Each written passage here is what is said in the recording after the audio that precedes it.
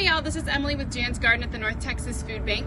We are back for our second bucket gardening video, and today we're going to be making a compost and worm tower for our garden.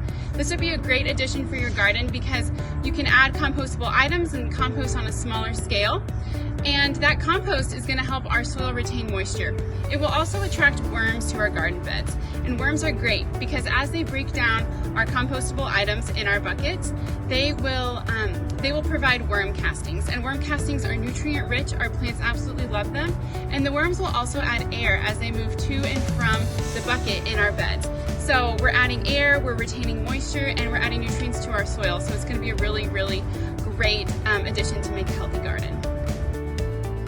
To make our compost and worm tower, we do not need to use a lot of materials. All we'll really need today is our drill with a 1/2 inch, I believe it's a spade bit. So we have a 1/2 inch spade bit with our drill. We have a bucket, really any size that fits in your bed will do. This here is one that we just got at Home Depot. It's not a 5-gallon bucket, but it fits in our bed, and also a trowel to help dig the hole for the bucket. And then we also have some compostable items. I have some old kale here, and then we have some compost in our bucket. The first step to make our tower today is going to be digging a hole that is big enough for your bucket. You really only want to make the hole deep enough to cover up into this lip. We don't want to go all the way to the top because we do want to put the lid on it to keep critters out. So my hole is just back here in this bed, and as you can see, we've already dug it where it hits just to that lip right there at the bottom. So you can still kind of see it sticking out of the bed. And then next what we're going to do is, about every so often, we're going to drill a hole into our bucket. We already have some holes drilled here, but I'm just going to add just 1 or 2 more.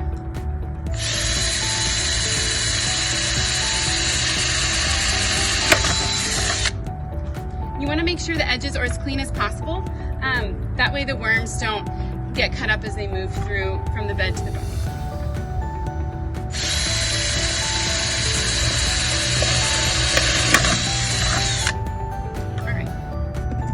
So now that we have the holes added to our bucket, and again, they're just added periodically throughout the bucket, just as many as you want, really. We have a few added to the bottom as well to help with drainage. We're going to stick it in our hole right here, and of course you can take the handle off if you'd like to of the bucket. And then what we're going to do is we're going to add our compost. I'm going to put some compost at the bottom because we do have an empty bucket and we're starting from scratch. So I'm going to add some compost in here. So we have something to kind of get it going.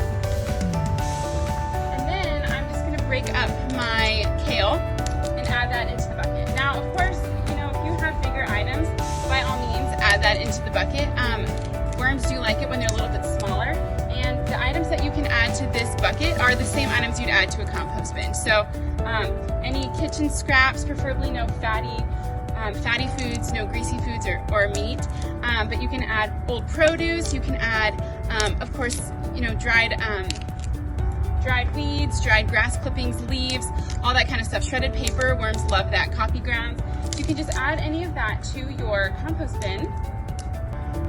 You can add a little bit more compost on top of that, and it's a really good idea to also water in. I don't have my watering can right here, but it's a great idea to water in as you are filling up your bucket to just continue to retain moisture there, since this is a new compost bucket. Okay. So now we've added our greens. I'm going to add just a little bit more compost here. And then once you've added everything that you want to, all of your compostable items, you can take your lid and stick it right on top. Make sure it's down really firm. And then you'll be good to go. You'll just need to check it every couple of, maybe once a week, and just see if there's still scraps in there. Your compost will be ready to harvest once it is smelling earthy, it's a really dark color, and everything is decomposed. Once that happens, you can just dump out the bucket, use your compost how you'd like to, and then refill it again with compost and paper and different scraps, food scraps that you'd like to use. So thanks for watching, and hopefully this will be helpful for your garden, and we'll see you next time. Keep growing good times.